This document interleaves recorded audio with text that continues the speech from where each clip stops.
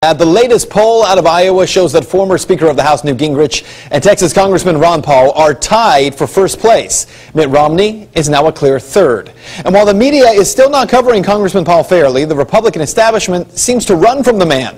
One of the most common stated reasons is that many on the right say they are uncomfortable with what they call Congressman Paul's clear anti-Israel stance. But is Ron Paul really anti-Israel? Tonight, the facts and a reality check you won't see anywhere else.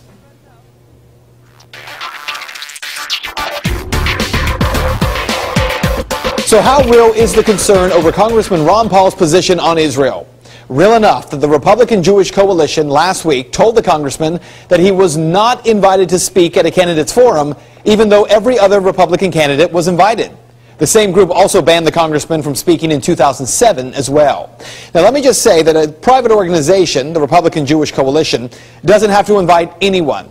But what reason did the RJC give for excluding Paul? Well, they cited his, quote, misguided and extreme views on Israel.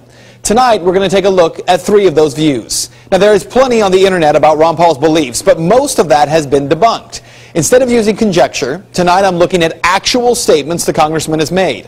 Let's begin with the criticism of it's all Israel's fault, the idea that Ron Paul blames Israel for terror waged against it. Here's a video clip that reportedly proves it. Hamas was encouraged and really started by Israel because they wanted Hamas to counteract Yasser Arafat. And you said, well, yeah, that was better then and served its purpose, but we didn't want Hamas to do this. So then we as Americans say, well, we have such a good system, we're going to impose this on the world. We're going to invade Iraq and teach people how to be Democrats. We want free elections. So we encourage the Palestinians to have a free election. They do, and they elect Hamas. The author of the blog where this was posted says that this is proof that Congressman Paul is anti-Israel. After all, he blames Israel for attacks from Hamas. He blames the United States for Hamas. But what does the congressman say? He says blowback, the military and intelligence term for consequence for foreign policy and interventions, is something the United States doesn't want to deal with, and yet is very real. But let's go further. Is he factually correct in what he said about Hamas? Yes. According to Anver Cohen, who worked for the Israeli government in religious affairs in Gaza for decades, he says it was 30 years ago when Israel tolerated and in some cases encouraged Hamas as a counterweight to the secular nationalists of the Palestinian Liberation Organization, the PLO. So, it would be incorrect to say that Congressman Paul is blaming Israel for bombings by Hamas.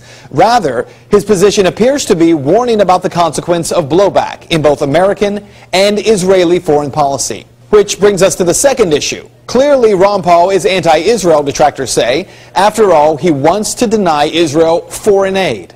To me, foreign aid is taking money from poor people in this country and giving it to rich people in poor countries, and it becomes weapons of war, essentially. No matter how well motivated it is. Congressman Paul, would you cut aid to Israel?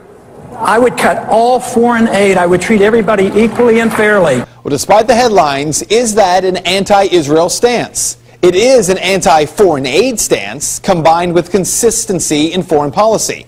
Okay, but Israel has had a special relationship with the United States for many years. Shouldn't an exception be made?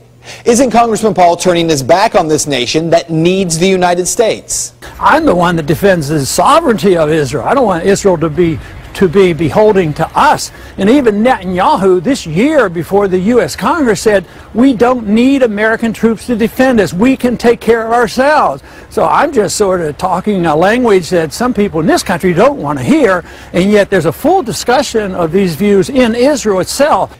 Jeffrey Goldberg of The Atlantic recently wrote that Ron Paul's position is actually the closest to a Zionist of all the Republican candidates.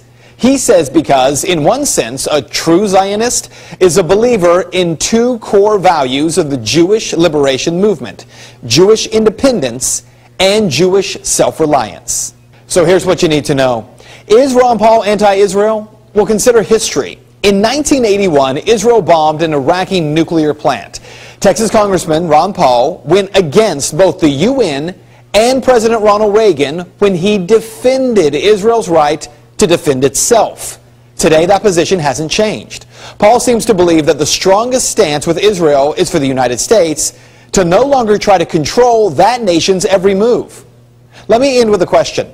If today Israel decided that it must launch an attack on Iran to protect its own people, which Republican candidate, aside from Ron Paul, would support that move without Israel, who is a sovereign nation, first receiving U.S. approval? And that is Reality Check. I have no doubt you have thoughts on this story. If you'd like to make your voice heard, you can do so right now. Get in on the conversation. Just search facebook.com/Ben Swann Reality Check. We're going to post a story on there. I'd love to hear your comments, even follow up with a couple of reality checks next week.